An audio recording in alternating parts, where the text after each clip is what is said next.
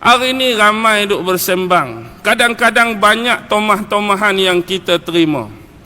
Ustaz, berhenti-berhentilah cerita pasal Dajjal. Ustaz, berhenti-berhentilah cerita pasal dunia sekarang, dunia tu, dunia ni. Al-Quran tak sebut pun, hadis tak sebut pun. Bukan rukun iman pun cerita pasal Dajjal. Memang kalau kita cari rukun iman, ada tak beriman kepada Dajjal? Ada ke tak ada? Tak ada beriman kepada Dajjal. Tapi kita boleh kenal Dajjal, kita boleh tahu Dajjal. Siapa yang cerita? Siapa yang cerita, saya nak tanya. Dalam Quran tak ada kalimah Dajjal, tapi dalam hadis Nabi ada atau tidak? Dalam hadis Nabi diperincikan tentang Dajjal dan fitnah-fitnah dia. Bila benda ni datang daripada Nabi, kita kena percaya, kita kena beriman bahawa Dajjal tu wujud. Dajjal tu akan menabur dan menyebarkan fitnah dia di akhir zaman. Kita kena yakin dan percaya bahawa Dajjal itu juga akan keluar dan muncul di akhir zaman. Kita kena yakin dan percaya bahawa Dajjal itu akan menyebarkan fitnah-fitnah dia dengan membawa syurga dalam bentuk sungai-sungai syurga dan sungai-sungai nerakanya. Kita juga percaya dan beriman bahawa Dajjal akan dibunuh oleh Nabi Isa alaihi salam. Dan bila ini datang daripada Nabi dan kita percaya dan beriman kepada Nabi, percaya dan beriman kepada Nabi itu ada tak dalam rukun iman? Ada dalam rukun iman. Sementara kita kata Quran tak cerita, terus kita kata tak ada dalam rukun iman. Tetapi keterkaitan itu kita harus memahaminya. Bahkan cerita-cerita yang lain sekalipun, bila kita keluarkan benda-benda tersebut, dia tidak akan terkeluar daripada bidang kajian dan penghuraian Al-Quran. Bila kita lihat skop zaman Rasulullah, kita tahu dakwah pada zaman Rasulullah, seruan pada zaman Rasulullah, mihnah, pengorbanan dan tribulasi Nabi Muhammad jauh lebih hebat daripada kita. Dalam bidang seruan dan dakwah, kalau hari ni kita kata bagai langit dan bumi lah.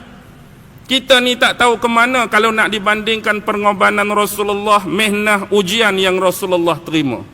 Tetapi hakikatnya kita perlu faham bagaimana tentang unsur-unsur yang Rasulullah berdepan pada zaman dia. Kalau kita tengok skop sirah dan sejarah Nabi, Rasulullah berdepan dengan orang-orang Yahudi di Madinah. Rasulullah berdepan dengan orang-orang Nasrani yang datang utusan-utusan daripada Najran. Kemudian kisah dengan Abrahah juga melibatkan orang-orang Abrahah pula dah. Di Habsyah ni siapa? Bos Abrahah. Raja An-Najasyi juga beragama Nasrani. Dan kalau saya tanyakan persoalan, pernah atau tidak dalam ruang lingkup dakwah Rasulullah bertempur, berperang, menyeru kepada orang-orang Hindu. Dan Rasulullah pernah berdepan dengan para-para Brahma-Brahma dia. Pernah tak kita dengar dalam sejarah? Tidak pernah. Rasulullah bertempur dengan pemuka-pemuka Buddha. Pernah? Tidak. Rasulullah pernah tak datang orang-orang yang dikatakan Mu'tazilah, orang-orang Khawarij, orang-orang Qadariyah, orang-orang Jabariyah, orang-orang Ibadiyah, orang-orang Jahmiyah pada zaman Nabi? Pernah datang? Tak ada. Dan hari ini lebih parah. Adakah Rasulullah pernah berdepan dengan komunisme? Adakah Rasulullah pernah berdepan dengan pluralisme? Adalah Rasulullah pernah berdepan dengan liberalisme, sekularisme dan izm-izm yang lain? Adakah Rasulullah pernah berdepan dengan pemuka-pemuka agama baru dalam bentuk saintifik? Pernah kita dengar? Tidak pernah. Walaupun kita kata kecil skop penentang-penentang pada zaman Rasulullah, kita faham mihnah yang Rasulullah hadapi, pengorbanan Rasulullah lagi tinggi, lagi besar.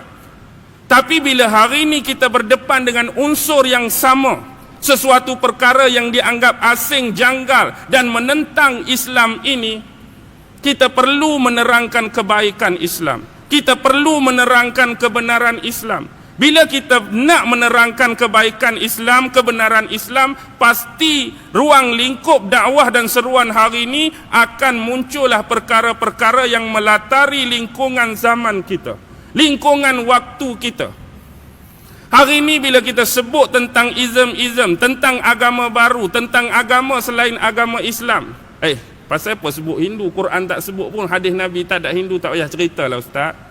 Tak payahlah ajak komunisme, tak payahlah cerita nazisme, tak payahlah cerita pluralisme. Quran tak ada cerita, hadis tak ada cerita. Lagu tu ke kita fikir?